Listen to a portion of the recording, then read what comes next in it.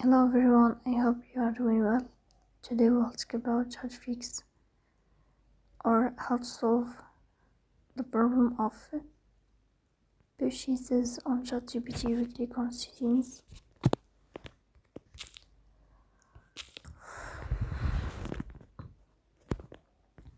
Here we click on apps.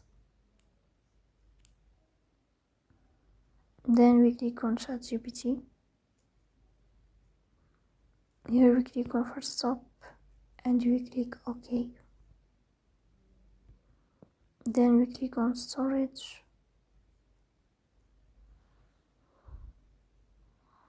Here we click on clear cache, and after that you will turn on your airplane mode and you will turn off your airplane mode again to fix that problem. So please don't forget to support us by like